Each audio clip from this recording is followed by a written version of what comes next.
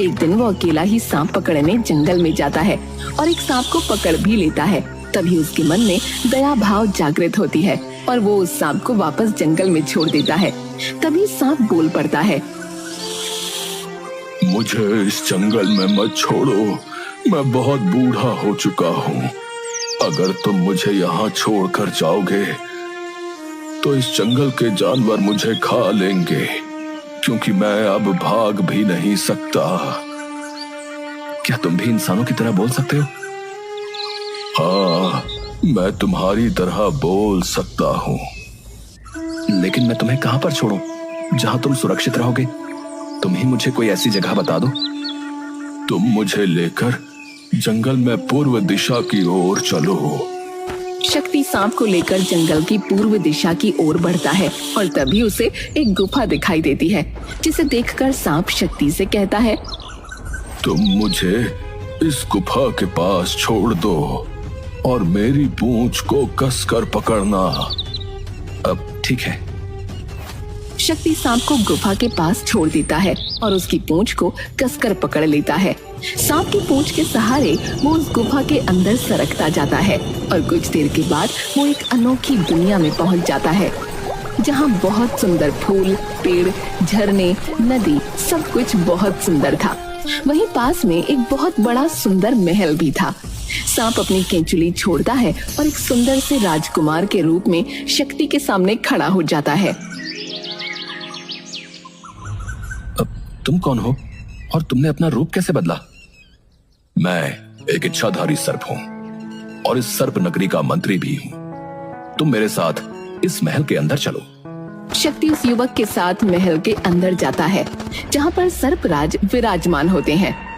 महाराज की जय हो। महाराज, आज तो मैं बहुत बुरी तरह फंस गया था।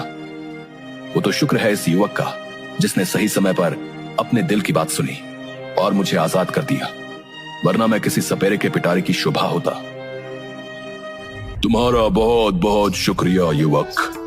आज तुमने हमारे मंत्री की रक्षा करके हमारा दिल जीत लिया है। मैंने तो बस अपने दिल की बात सुनी महाराज। अपने इस उपकार के बदले कुछ समय हमें मेहमान नवाजी का मौका दो और हमारे इस सर्प लोक में रहो। जैसी आपकी आज्ञा महाराज। शक्ति कुछ समय तक सर्पलोक में ही रहता है। सर्पराज शक्ति की बोल चाल और उसके स्वभाव से बहुत प्रभावित होते हैं और मन ही मन अपनी इकलौती पुत्री का विवाह उससे करने की ठान लेते हैं। इस विषय में वो अपने मंत्रियों से सलाह करते हैं और उन सब की सहमति के बाद वो शक्ति से बात करके अपनी पुत्री और शक्ति की शादी कर देते हैं। सर्पराज की पुत्री बहुत ही सुंदर थी। उसके बाल सुनहरे और लंबे थे, जो उसे एक बार देख लेता वो जीवन भर उसके रूप और केश को भूल नहीं पाता था। विवाह के बाद दोनों सर्पलोक में ही खुशी खुशी रहते हैं। एक दिन शक्ति सर्प कुमारी नागमणि से कहता है, नागमणि, अब हमें यहाँ से चलना चाहिए और मुझे हम दोनों के लिए नया घर भी बनाना है। ठीक है, परंतु आपको पहले पिताजी से आज्ञा लेनी होगी और जब वो आपको जाने की आज्ञा दे दें और आपसे कुछ मांगने को कहें तो आप पहले उनसे ये वादा ले लीजिएगा कि वो आपके द्वारा मांगी गई वस्तु आपको दे दें। आप उनके गले में पड़ी हुई मोतियों की माला मांगना। ठीक है। शक्ति सर्पराज के पास जाता है और नागमणि को साथ लेकर वहाँ से जाने की आज्ञा मांगता है। अगर तुम्हें यही उचित लगता है तो मैं तुम्हें नहीं रोकूंगा।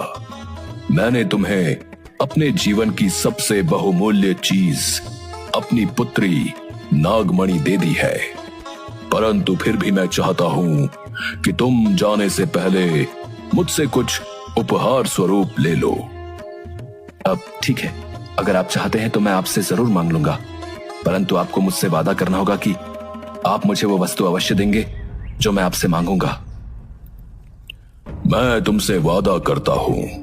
बताओ तुम्हें क्या चाहिए? मुझे आपके गले की मोतियों की माला बहुत अच्छी लगती है। अब क्या आप मुझे उपहार स्वरूप ये दे सकते हैं? बिल्कुल दे सकता हूँ। सर्पराज अपने गले में पड़ी हुई मोतियों की माला निकालकर शक्ति को दे देते हैं। शक्ति और नागमणि पिता से विदा लेकर सर्पलोक से बाहर पृथ्वी लोक पर आ जाते हैं। पृथ्वी लोक पर आने के बाद नागमणि शक्ति से कहती है, अब हम कहाँ जाएंगे? आपके पास तो कोई घर भी नहीं है। चिंता ना करो, मैं बहुत मेहनत करूंगा और हमारे लिए एक बहुत सुंदर घर बनाऊंगा। आपको कुछ करने की जरूरत नहीं है। आप मुझे पिताजी की दी हुई वो मोतियों की माला दे दीजिए।